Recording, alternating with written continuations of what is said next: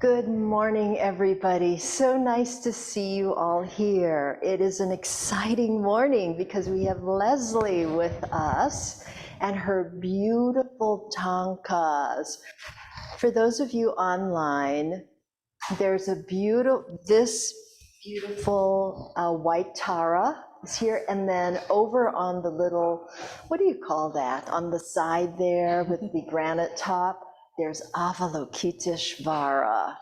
And well, you know, we'll do the best, but seeing it in person is totally stunning. So we're really excited to have you here today, Leslie. Thank you so much. Yeah. And also would like to put in Sunday Morning Zen. We always appreciate your contributions. So I think there might be a link in the chat. We appreciate you making a contribution to our Zen Life and Meditation Center. This is how we are enabled to continue and grow. So thank you. So I have the pleasure of introducing Leslie Rinchen-Wangmo, who I actually met online in 2013 because she was teaching a class on how to do this. And our mutual friend Maya Durr had told me about Leslie before this and showed me her work online, and I was like stunned. It was so incredibly beautiful. So I signed up for the class.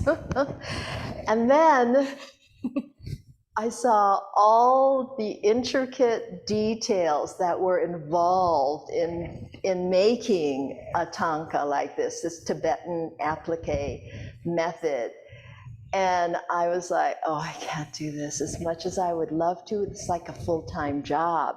And it takes months to make one of these. So I had to back out. Leslie, I'm really sorry. I just can't do this. I had to tell her. But perhaps one of these days, or maybe in another lifetime. So let me tell you a little bit about Leslie. She is a textile artist, a teacher, and the author of this beautiful new book I'm really excited about, Threads of Awakening. And you'll see that image. I'll do a little close-up here, is the white Tara, which Roshi has also made a beautiful, and that, I think that was the first image I saw that totally grabbed me. And her new first book, Threads of Awakening. Isn't that fabulous? This is a close-up of this one. And it is a close-up of this one. Oops, so let me try and get that. Isn't that fabulous? Get as close as I can, but you know, it's hard to do it justice. I'm impressed with your technical abilities. Yes. So Leslie has double majors in college in women's studies and environmental design, and in graduate school, urban planning and management.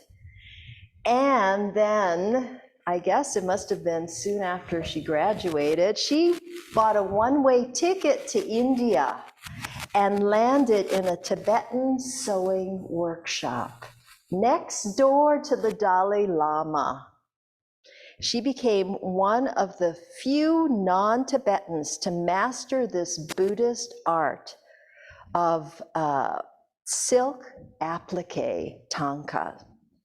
And she was trained by two of the finest living Tibetan appliqué artists. She learned to stitch bits of silk into elaborate figurative mosaics that bring to life these transformative images. Look at that. That's as far as it goes, folks, in terms of the close-up. All right. So her pieced silk thangkas have been exhibited internationally and featured in magazines such as Spirituality and Health and Fiber Art Now, and in the documentary Creating Buddhas, The Making and Meaning of Fabric Thangkas. After 2 decades abroad, Leslie returned to Southern California, where she now lives with her 3 cats and enough fabric to last several lifetimes, but never enough for the next project. And she was telling me she gets some of her fabric from Varanasi, the brocades in India. I'm so excited. Oh my God. So with that, Leslie, I'm going to put this up. I'm so happy you're All right. here. Well, thank you so much, June. Yes, absolutely. Oh, thanks. All right, here we go. This is really something. I mean, I'm very happy to be here. Thank you so much for welcoming me here. It's the first time, I believe, that I've done a hybrid live and Zoom talk, so this is something new. And being here in the Zen Center is also a little bit of a new cultural experience for me. And I realized that usually when I go into a new environment, I'm much more comfortable being the listener and the observer and the watcher. So it's different and a little bit nervous-making to be the speaker. But I'm really happy to be here, and I just feel so much love and welcome and warmth in the room and out there that I know we'll get through this. So as June mentioned, 30 years ago, it's 30 years ago now, in 1992, I bought a one-way ticket actually to Singapore, thinking that I was going to travel around Asia for about a year and then go back to the same path I was on. I thought this was just a little interlude. That trip changed the trajectory of my life and brought me here today. So a couple of years before that, I had just finished graduate school. As June mentioned, I'd studied urban planning and business management, and I was working in affordable housing design. But after, I wasn't working yet. It was customary at that time, among the classes I was studying with, that people would take a trip between finishing grad school and starting the job. And most of my colleagues, most of my classmates went to Europe. They were all going to Europe. And I just wanted to do something more different and more challenging. I've always liked to challenge my sense of the world and of reality and go into places that have different assumptions, that have different basis for how they operate. And so I decided to take a 3-week organized trek in northern India, in Kashmir and Ladakh. I thought that was the biggest adventure. It was organized, I had an itinerary, but I was going away for 3 weeks in a strange land to me. Well, once I got there, I met people who were traveling for 6 months, for a year, people who had done Peace Corps and then decided to stay on and were either working in development organizations or were guiding trekkers and all these things. And I was inspired by that. I was fascinated with the idea of entering more into an unknown itinerary and meeting whatever came up. And on that trip also, in Ladakh, I met Tibetans and Tibetan culture for the first time. And I felt a kind of a sense of kinship with the Tibetans immediately. So I went back, I went home to California, well, moved to Boston actually, but I worked for a couple years and saved up some money and bought that one-way ticket. So at that time, my intention was to travel for a year, like some of those people that I had met. And I traveled for about 6 weeks. And I arrived in Dharamsala, which is where the Dalai Lama has been living since leaving Tibet into exile in 1959. And as soon as the bus pulled into town, I felt at home. There was something about the place that just welcomed me, like a sense that I'd been there before, that I fit right in. The rain, I love rain, and I come from Southern California where it doesn't rain. So the rain, the mountains, and the people, I said, felt like kin. So I had arranged to volunteer for the Tibetan, the Central Tibetan Administration, which is the government in exile, using some of my education. So I was working on economic development projects. I thought it was going to be maybe 2 months, maybe 3, and then I'd continue on my travels. Well, within a few weeks, I committed to stay through the winter. And shortly after that, I took on a year-long project.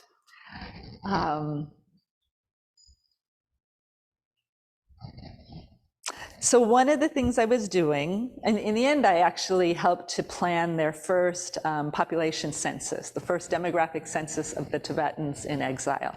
I did a lot of the design and planning with a retired Indian census official, but we didn't actually carry it out when I was there working for them. But later, they used the plans and they did the census.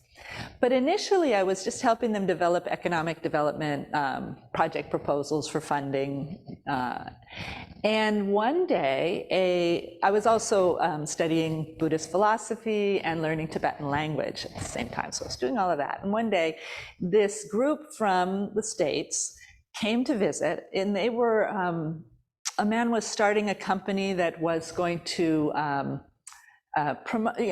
support Tibetan artisans and help fundraise for the Tibetan settlements by selling their work in the States.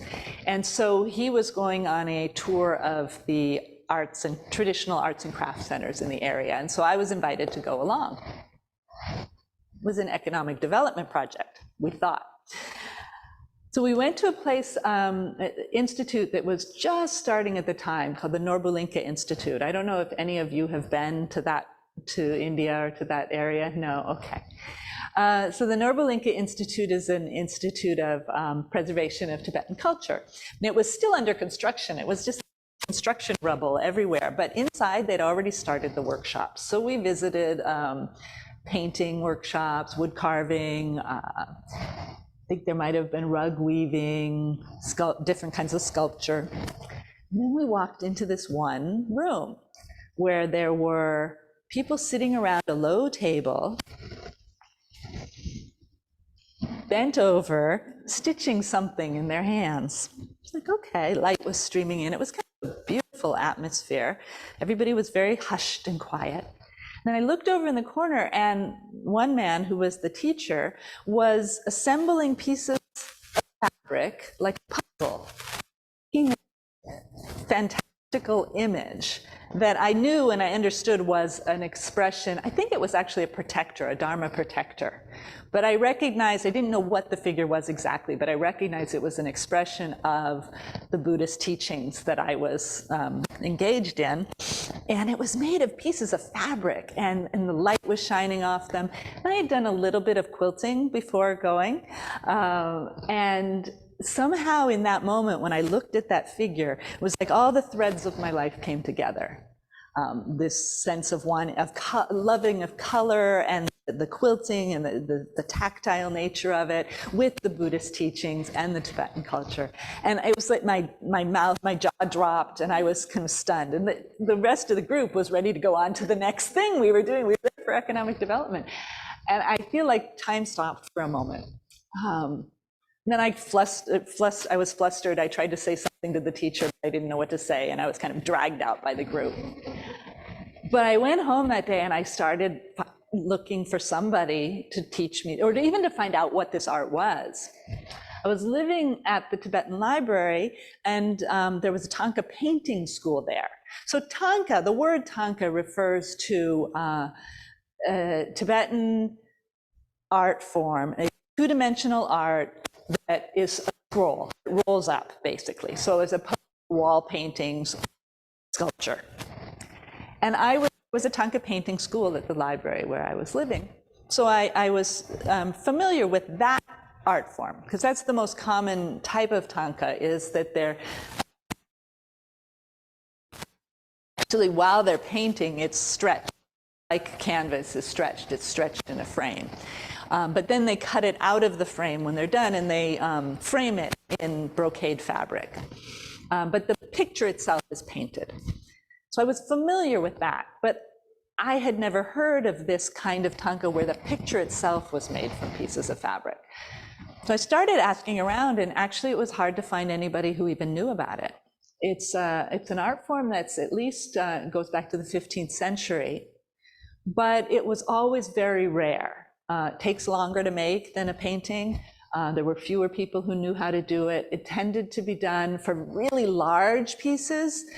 So they would do them in the monasteries, and the monastery might have just a few type of thangka that they would bring out for special festivals.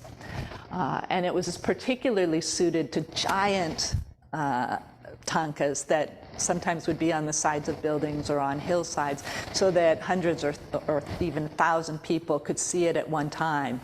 And because it's made of fabric, it's softer, so you could do these big pieces that had to be carried and would be bent, and if you'd had a painting, it would have cracked, you know, so it was adapted to that.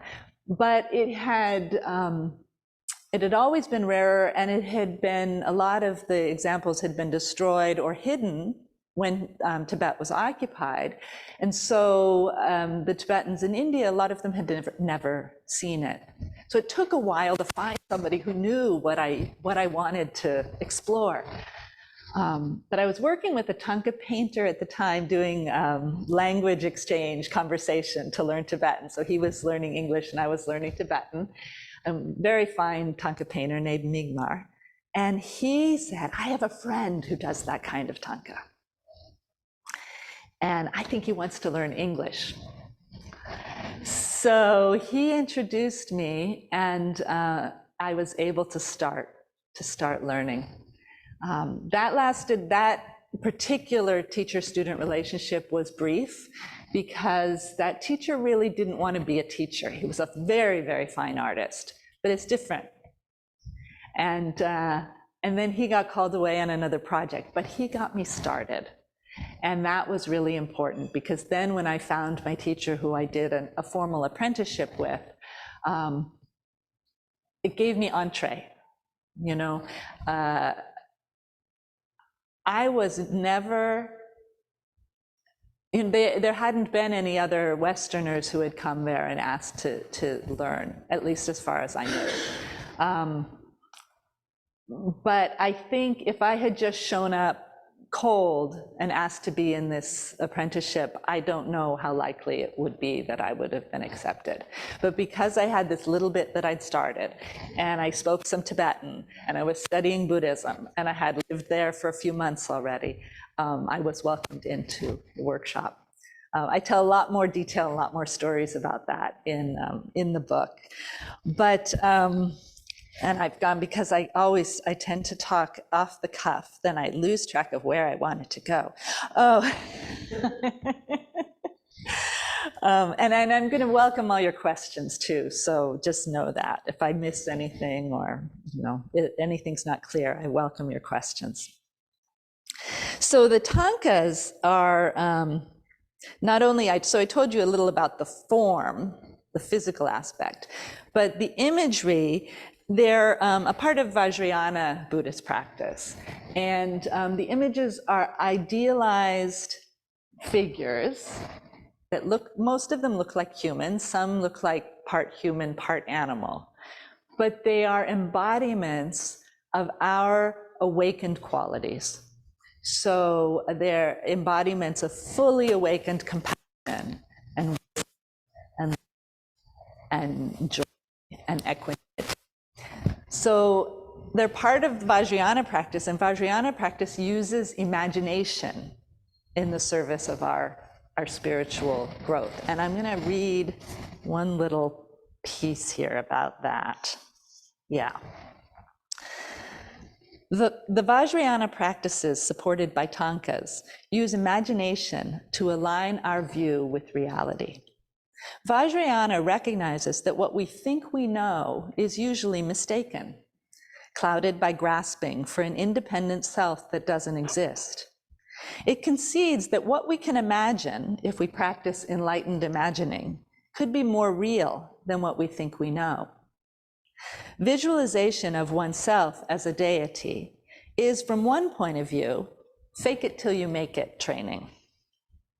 From another point of view, it's pure vision of true nature.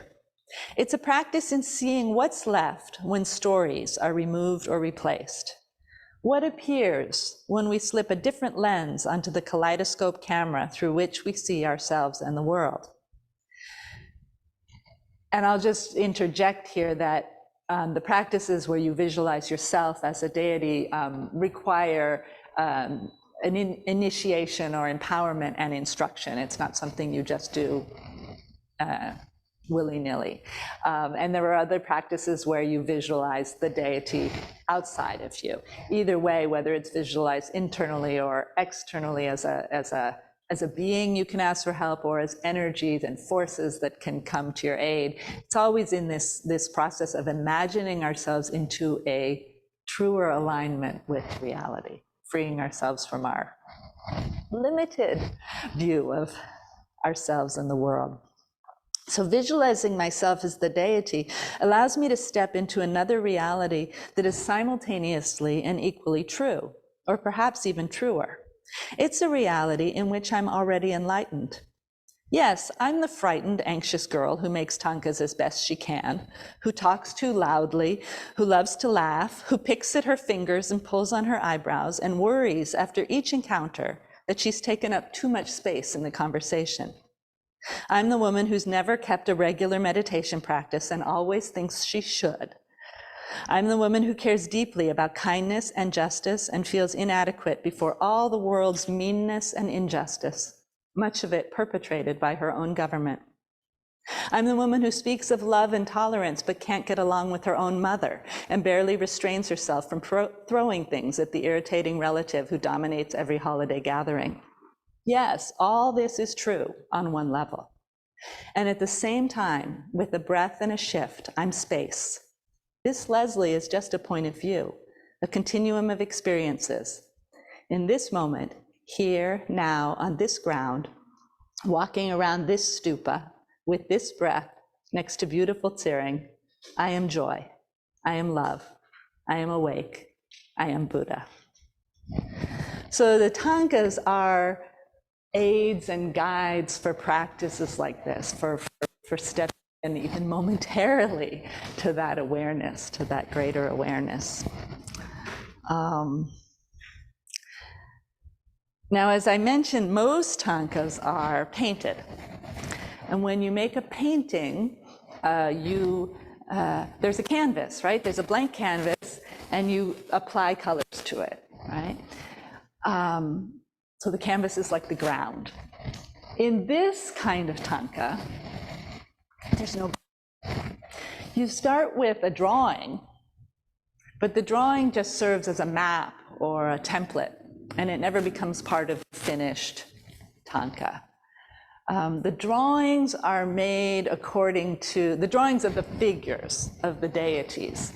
And as I said, the deities, so often they can be mislabeled as gods and goddesses, but really they embody what we would be.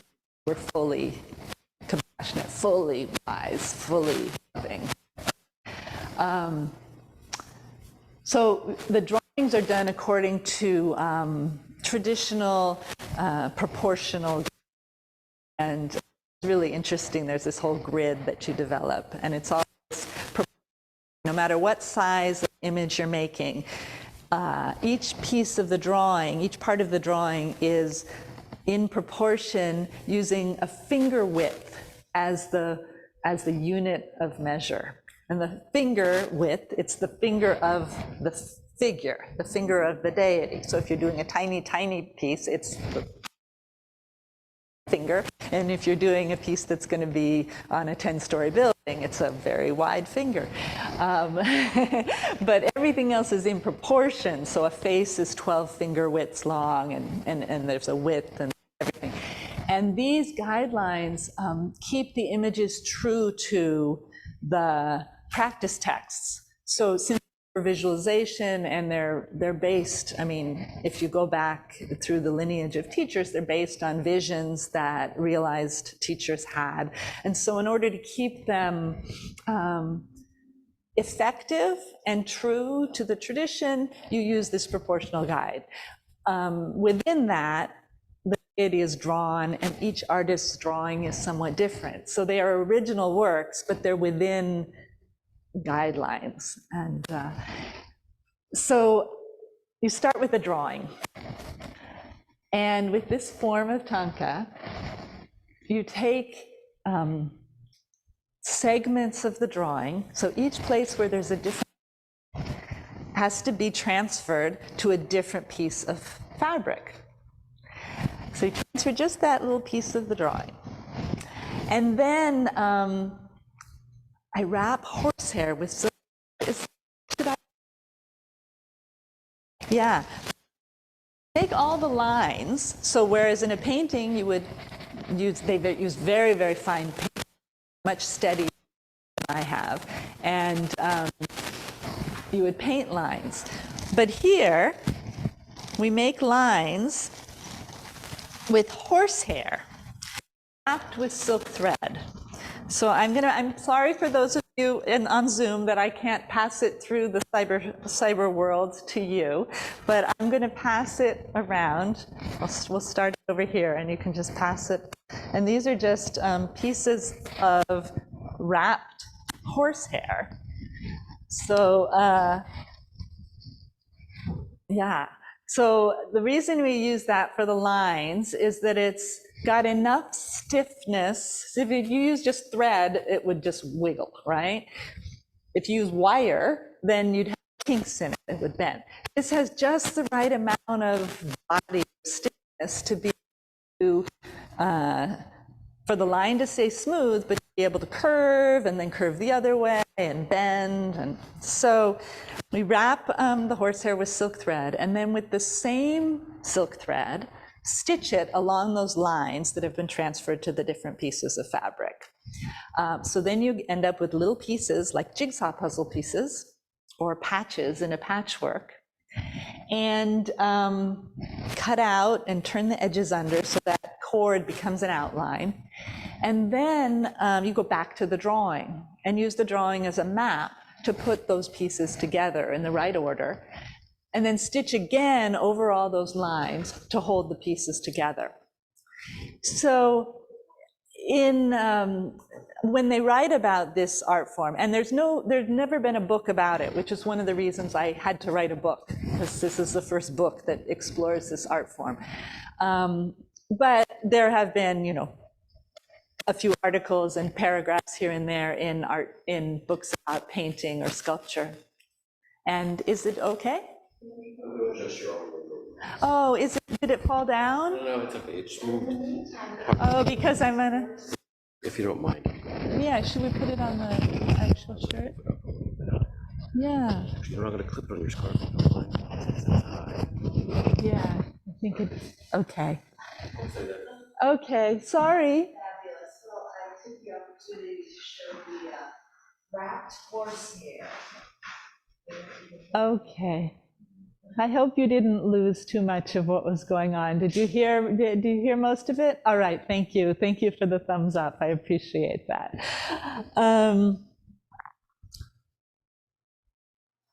All right, so when they write about this form in like museum catalogs and other, and the paragraphs that appear in books on Tibetan art, they call it appliqué. And I use that word too, just because I want to be consistent and be understood. But it's really not appliqué, because there's no ground. There's no cloth that it's applied to. In fact, the pieces just overlap at the edges, and they depend on their interconnections rather than a ground. And I like that. I like that metaphorically, because it reminds me of Buddhist teachings again. Chogyam Trungpa Rinpoche was famous for saying, well, he was famous for many reasons and an incredible teacher, sorry. He said, he supposedly said something like, the bad news is you're falling through the air with nothing to hold on to and no parachute. The good news is there's no ground. And so this kind of reminds me of that, of the emptiness and interdependence of reality and ourselves. We're built up of parts and pieces and aspects and conditions, all interrelated, that somehow to come together to create this or these. So I love bringing, I like when, one thing can remind me of another and keep me in my practice. So, what else?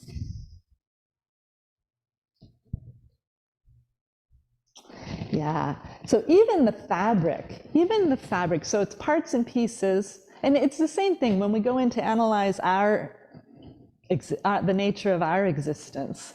We can go down a level and a level and a level, or even the traditional things of where's this table, right? Is the table the top? Is it the legs? If I take away this leg, is it still a table? But then you can go down into, well, what's the wood made of? It's atoms and molecules, and where's the table? There's no table. So even the fabric is not a solid existing thing. So I'm going to read from piece 2 of my book. So in terms of pieces, so I also named the chapters of the book pieces in alignment with that. Supple fabric is constructed of lines, the warp and the weft. Straight lines of intersecting threads, each strand incapable of covering or holding anything. These insubstantial fibers meet each other at right angles, greet and pass, greet and pass, greet and pass, slipping over and under one another at regular intervals, becoming enmeshed. This is fabric. Rows and rows, columns and columns, intersecting again and again. Each individual thread meets each specific other only once and chooses to pass over or under.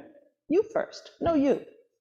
Each choice is made in concert with the whole, in perfect relationship to all the others. Together, these single encounters transform the insubstantial fibers from one-dimensional lines into a fluid, two-dimensional plane, a strong and pliant tissue that can hold, carry, wrap, warm, protect, adorn, and inspire. Fabric is an embodiment of the strength and flexibility of interconnection. So when I entered my apprenticeship, not the first day, but pretty early on, when it became clear that I was going to continue, that I was committed to this, I knew eventually I would write a book about it. I felt that I was uniquely positioned as an English speaker with access to certain resources, and knowing that there were no books about this. I thought it was important, but it took me 30 years to do it. And that was partly because I preferred making the art to writing about it. I've never really liked writing. And there are exceptions to that. So when I first set off to travel, it was before the internet, before email and travel blogs and social media and all that stuff. Now now if you go traveling, you're never far away from home, which I think is a real loss, because there was really something special about being able to leave one world and be in another world. And I used to think about the airport where you'd have a stopover, where you stay behind security, maybe you might be there for an hour or 3 or 8 or whatever. I used to think of that as like the bardo, the intermediate state, because you're gone from this world, but you're not in that world yet. We don't have that anymore. Now when we're in that intermediate state, we're still like texting our friends and all of that stuff. But in those early days, there was no internet, there was no email. I gave my mother a mailing list of friends and relatives that I wanted to stay in touch with on my journey. And every couple of weeks or something, I would write a letter home, and my mother would Xerox copy it and hand address all the envelopes and stamp them and stuff them with this and send it out. And a few people at that time were like, oh, you should write a book. But actually, I stopped writing those letters as soon as I arrived in Dharamsala, because I felt like I was home. and I stopped writing it. So it's not like I used those letters to write the book, but what I used was the experience that I had had, because when I have to write a book, but I don't want to write. I put myself back in that mindset of being a traveler. And so I had to trick myself into writing the book. And I would get up, for a matter of months, I got up every morning, first thing in the morning, in bed, and I wrote longhand as if I was writing letters home. And it wasn't like morning pages. I don't know if some of you are familiar with the artist's way and the morning pages. As I understand morning pages, they're really free association without any limitation. I knew I was writing a book, so it was within a certain container, but I would pick a memory or an idea, a thought relevant to the context, and then just start writing as if I was writing a letter home. And I did that for some months, and a lot of the pieces that ended up in the book, there were a lot of pieces that get discarded, but many of the pieces that ended up in the book came from that. After a few months, what happened is I'd start writing and I'd think, did I already write this? I don't know, and that's when I knew I needed the computer. I needed to be able to search. So I then went to the next stage of entering everything in the computer and editing it as I did, and then structuring it into a book. But the other thing was, I thought at some point that I had to I actually looked into PhD programs. I was accepted into a master's program in art history, but I didn't end up going because I thought I need to learn the history of this art form so I can write the book about it. Finally, I realized, from many people told me again and again, but I'm, thick head, it took a lot. It's like, wait, no, you make this art. You spent years in apprenticeship. You lived in the culture. Your hands have done the work. Write your story.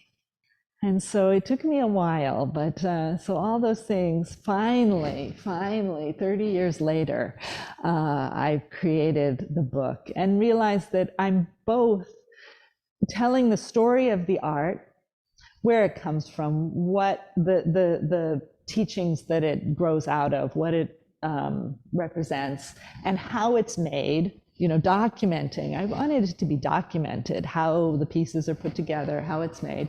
But then also my story of being willing to enter into a different world and follow curiosity. So it's a combination of be willing to be taken off the path by curiosity, and then be willing to dedicate yourself to a path. It's kind of this balance between the two. I don't know if I have the balance right in general in my life, but in this, it seems to have really worked. So I think I'd like to, I want to show more pieces. Let's see, should I show the pieces and then I want to read a last little piece and then I open it up to questions, if that's all right. So actually, before I show the pieces, let me show this. This is a thangka made of cotton, not fancy silk. And this is when I was still in my apprenticeship, I described how you work with the drawing, you transfer the pieces, you stitch, and then you have to put them back together. Well, in the workshop, my teacher did all the initial transfer from drawing to fabric, and then he would hand the pieces to one of the apprentices according to ability. So if you're brand new, you maybe did flower petals and clouds, and then later you would do parts of the clothing, the robes. Then you'd graduate maybe to feet, and then hands, and then finally you'd learn the face. And the eyes, in painted thangkas, they often, when artist is painting a thangka, they'll do the eyes last. And they even they call it opening the eyes. And like the life of the deity enters when the eyes are opened. In this form, you can't do that, because you have to put the eyes on the face piece before the face piece gets attached to the body, and there's the whole thing. but it's still the last thing, the last skill. It's the most important skill. So at a certain point in my apprenticeship, I always had the idea, I'm going to become independent in this art form, right? But the teacher was managing the first step and the last step. So I'm like, well, I'm going to have to do some of my own work at home in my off hours. But I hadn't learned how to do eyes yet. So how am I going to make a thangka? So I asked a friend of mine who was a thangka painter to make me a drawing of a thangka with no eyes, with no face. So that's what this is. In place of the deity where the face would be is actually a beautiful flower growing out of a vase made of rock with a waterfall coming down. But the reason I'm showing you this here today is to show you what I talked about there's no ground. On the back, it's not like all these pieces are put onto the blue fabric and they're just put on. Instead, they are, I don't know how much you can see it online. I don't know how clear it is. It says, but you can see all the little pieces, so they're overlapping. And here, in these rocks that have different colors, each piece overlaps and connects to the others.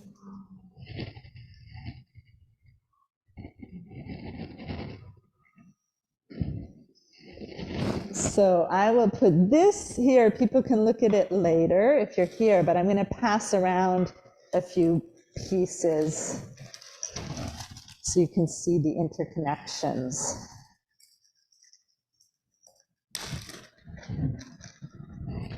Let's see. And the horsehair cords are somewhere. Okay. Okay, we'll put those back. Thank you. I love passing the things around, but I have to make sure I get them back to the next. So here you can see just a piece with the horsehair, how it gets stitched onto the fabric. So that's just a simple curve. And on the back, I don't know if you can see the stitches, but let me pass it around. Here you go. You get to be number one. Let me see it. And then here I have a simple, here you can see the circle where you can see the cord has been stitched on and then part of it has been cut out and turned under. Why don't you show that online too first? Yeah. Let's see. Okay. Yeah, so this is just a circle. It would be a sun, a large sun. You want to show? Can you get it? Yeah. Oh, yeah. Yeah, there it shows up. So half of the circle I've already cut around the edges and turned it under, so the cord became an outline. Yeah, and the other half, this is to see how it's just cut out before it turned under. And then I'm going to show two more finished pieces. These are two auspicious symbols. Let's see if we can, there. So there you can see how the line becomes an outline and then all the pieces are put together, overlapping at the edges. And you can see how even a simple ribbon, as it turns, in painting, you would just paint the different areas, different colors, but here they have to be separate pieces as it turns, the front and the back of the ribbon. So I'll do one on this side and one on this side.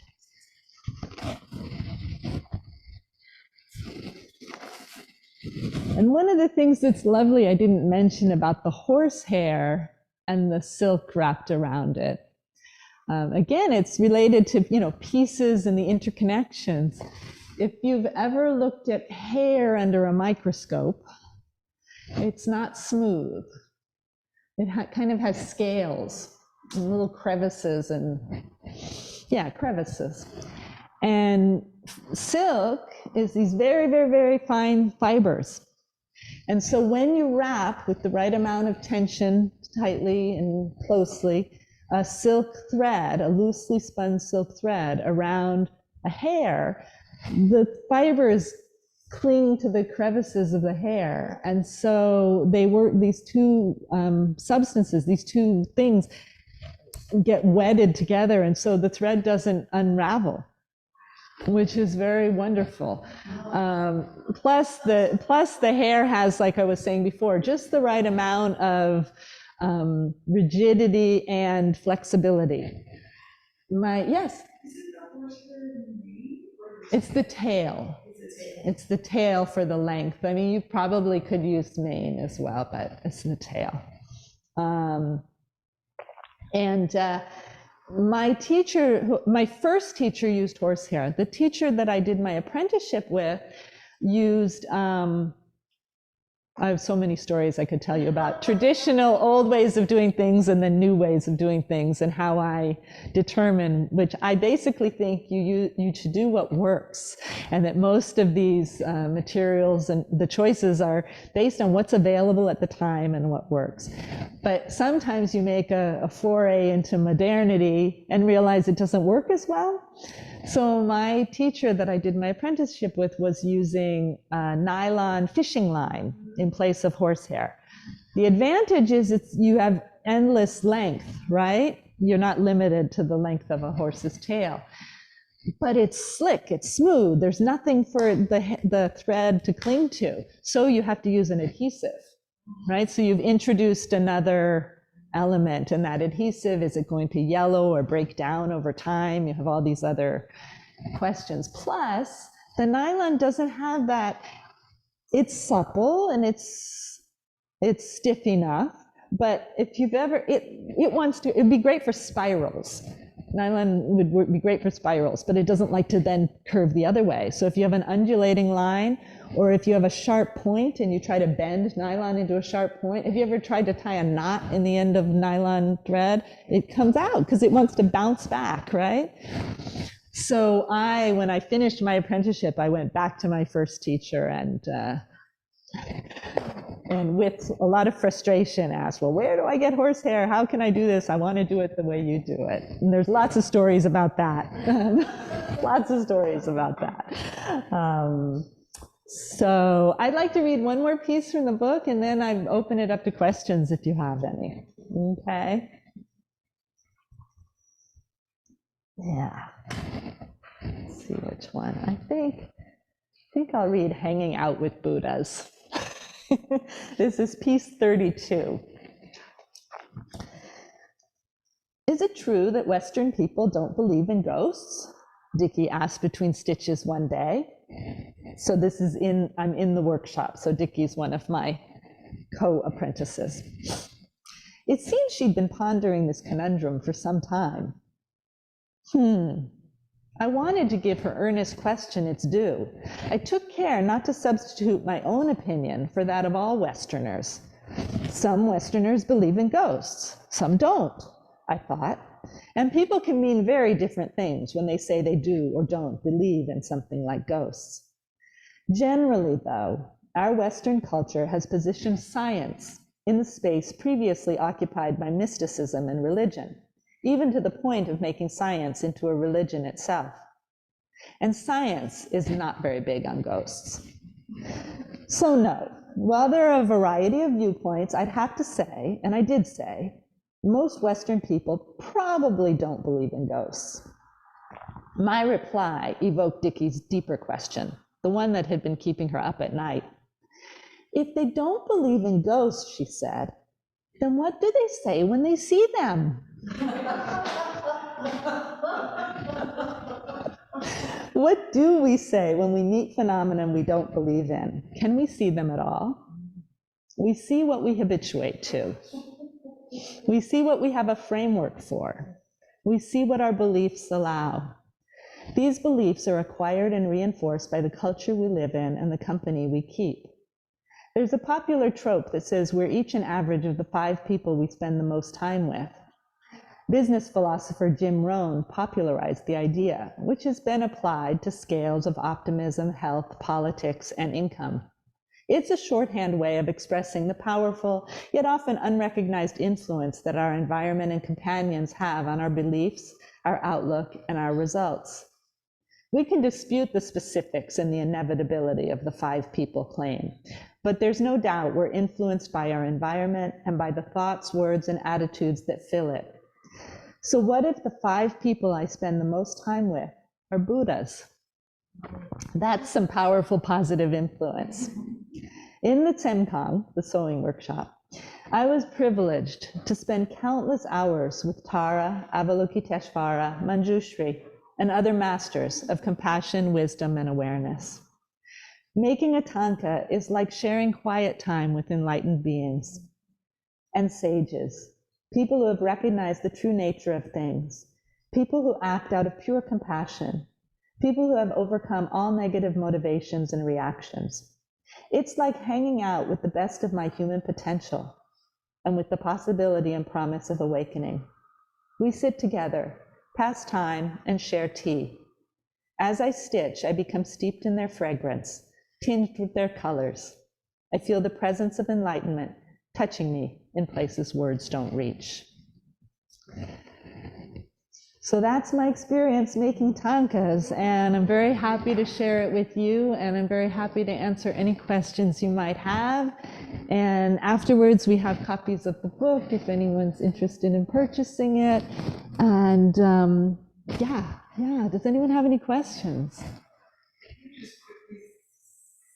Say for those online. Yes.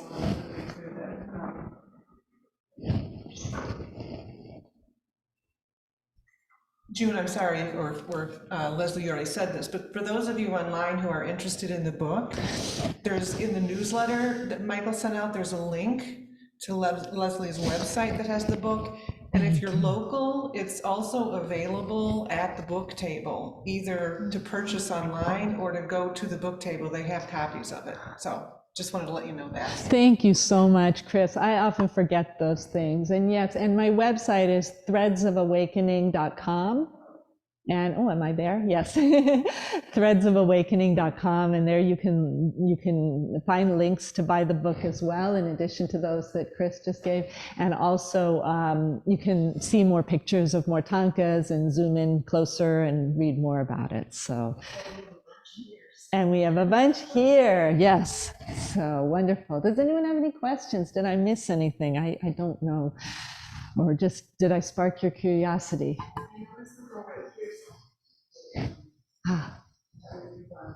Sure.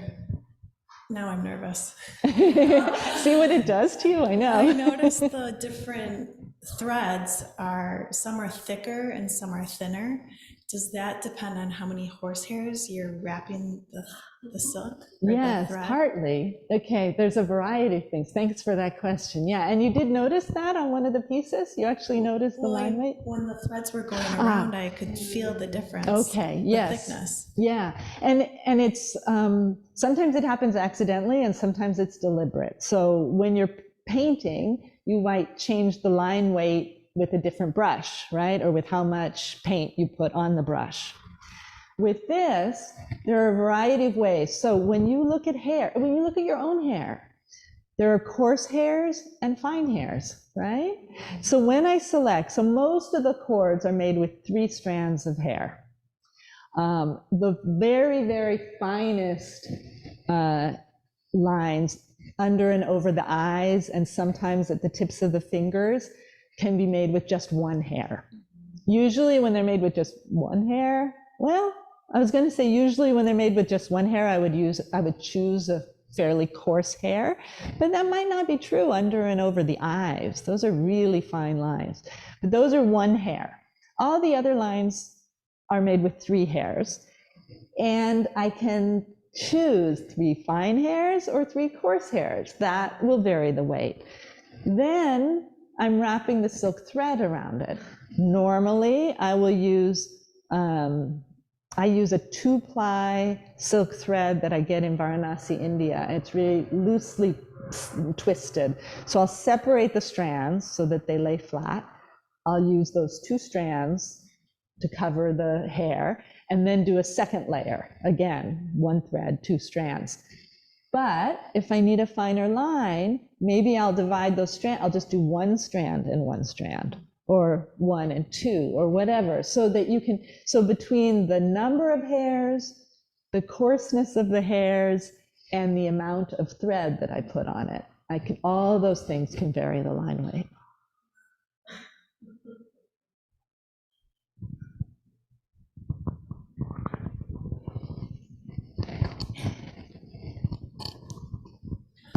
This is an amazing art form you have. What is it like to work with silk? I can't imagine how, with your fingers, working with such a small, delicate item. You're thinking of the fabric being so delicate. Yeah. And well, there are different weights of silk fabric. So the silk that's used for this art is pretty heavy. So that's a first thing. Although I did make one thangka with silk charmeuse, which is a very flowy kind of fabric. I will probably not do that again. I stabilized that fabric with a fusible interfacing. So it's an interfacing that has an adhesive that you iron and it attaches, and that gave it a little more stability. Normally, we do stabilize the fabric, and when I say stabilize, it's sort of like if you starch a collar or something, it makes it it's not as floppy, right?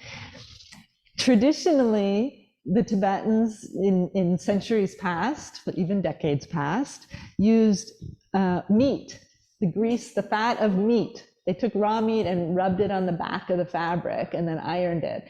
And that would it would be like a starch. It would give a little bit of body to the fabric so it wasn't too floppy. And it probably was very good solution in Tibet, where it's cold and dry. Didn't work so well in a humid climate in India or here, both because of the humidity and the heat, but also just of sensibilities, you know. I was like, I prefer not to eat meat. I certainly don't want to be rubbing it on the back of my fabric. And so there were a lot of different experiments, both by myself and in the workshop when I was there. You can read about some of them in the book. But now I use this mixture of methyl cellulose, which is a pure vegetable starch of some sort, and acrylic and it's non-toxic, and it's archival. You know, it lasts. It doesn't break down. But I mean, there's so many other ways I could answer that question about silk, because it's made by insects who die in the production of silk. So there's questions about that, you know, about these animals. And I have a chapter about that, the animals sacrificing their lives for this. And am I putting their life to good use and to benefit? And I do think about that, and I dedicate part of my work to the silkworms. And silk has always been considered the most precious material for so long. And so it's an offering, and these works are offerings. And so you want to give it the best that you can. So it's a complex question, even if it seemed like a simple question. Thank you. Thank you. I have a question about Avalokiteshvara that you brought, and maybe I'm gonna just turn it so that people can see Avalokiteshvara. Look at that. And you said something about its more modern form. It's absolutely stunning. So you want to talk about that? Well, the figure is traditional. So that's the figure of Avalokiteshvara, or in Tibetan, he's named Chenrezig, the Buddha of compassion, Bodhisattva of compassion, the embodiment of our fully awakened compassion. Sorry about that, folks. This is the four-armed form. And there's so much symbolism. I'm not an expert of iconography, but I know the four arms symbolize the four immeasurables of compassion and love and equanimity and empathetic joy, sympathetic joy. And he's holding a wish-fulfilling jewel at his heart, which the wish-fulfilling jewel is bodhicitta, the altruistic intention to be enlightened for all. for the sake of all living beings. So the figure there is completely traditional in its proportions and design, and the fabrics are the silk fabrics from Varanasi, and stitched together in the way I've described. But then I set this Avalokiteshvara in a background of quilting. So I've used contemporary cotton quilting fabrics and machine quilted it. So where the figure is completely hand sewn, but the background is machine sewn and quilted. Absolutely gorgeous. And I have the little sun and the moon in the top. You can barely see it, but all the thangkas usually have a sun and the moon traditionally. So even in that one, I found a way to get a sun and a moon in there. Thank you. So you mentioned that the proportions you need to follow some proportions. Is there any other rules regarding color, or do you have say in that? Yeah. The particular deity will have a color, Okay. right? So this Avalokiteshvara is always white, as a figure of white light. Green Tara, by definition, is green. White Tara is white. Manjushri is a golden color. And the Buddha Shakyamuni, is usually a golden color. There's red Amitabha. So the color is determined by the deity and the sadhana, the practice texts that describe that practice. Within that, which green you do, there's a lot of freedom and flexibility. And then most of the time, the colors of the clothing are pretty open. But if the person who's requested the thangka, like if I'm making it for somebody who has a specific practice, then I would ask them, well, what does their sadhana say? What does the practice text that they use say? Some of them don't say anything. They just say, wears 3 robes or something. But sometimes it might say, it has a green scarf, for unfurling around. So if there's something in their text, then it needs to be followed. But otherwise, certain things, and the backgrounds are not generally fixed. The color of the lotus seat is not generally fixed. Sometimes the color of the flower in the hand is, like green Tara is usually supposed to hold a blue flower, blue pala flower. And then the position of the hands and the implements in the hands, those are all part of the practice. So those would be described in the practice texts. So if it's for somebody particular who has a particular practice, then we would look to their text.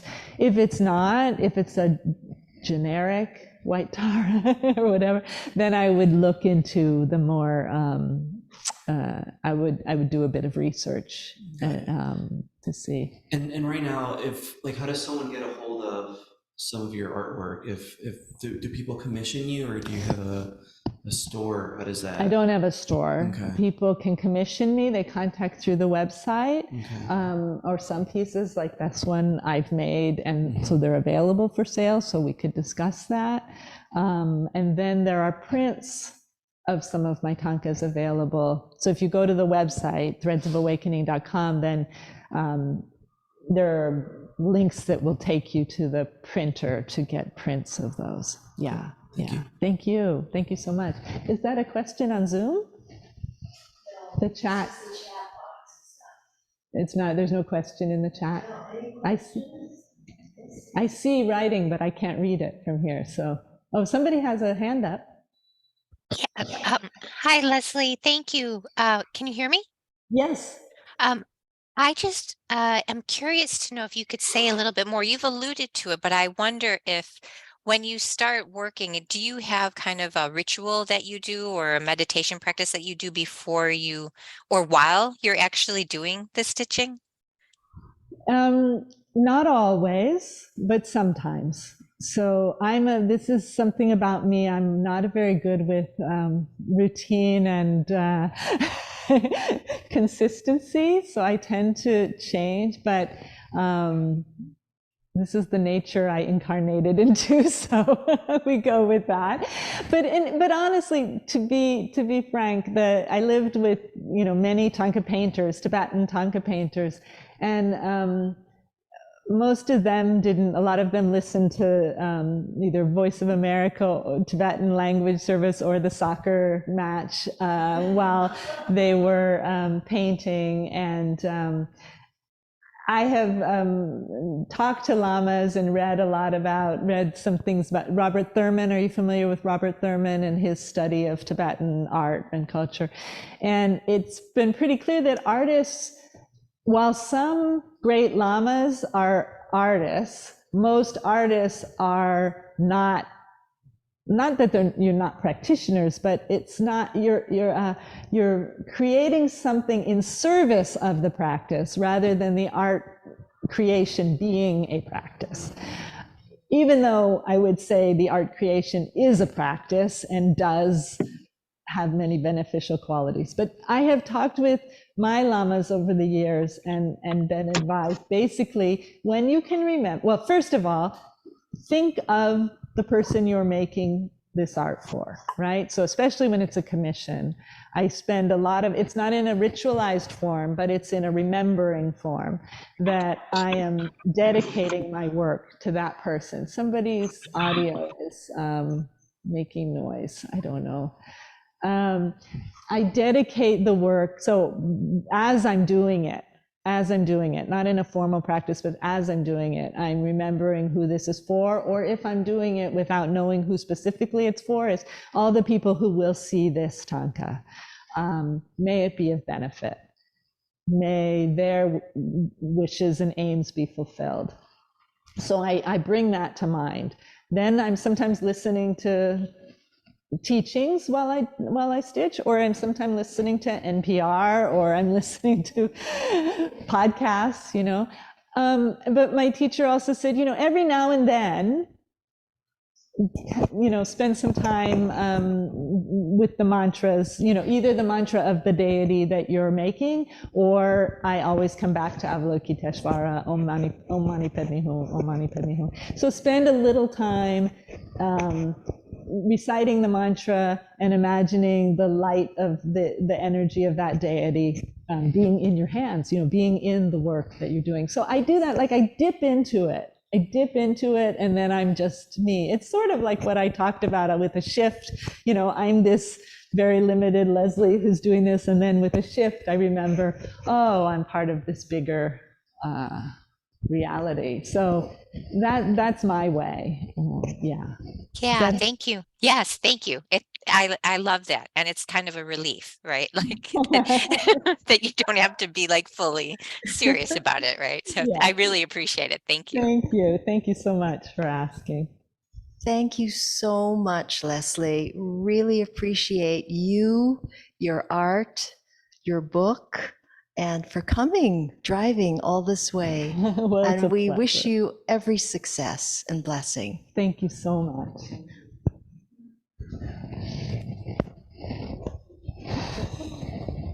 So again, for people in the room, there's books that we purchased at the table, and there's coffee, tea, and refreshments. Thank you.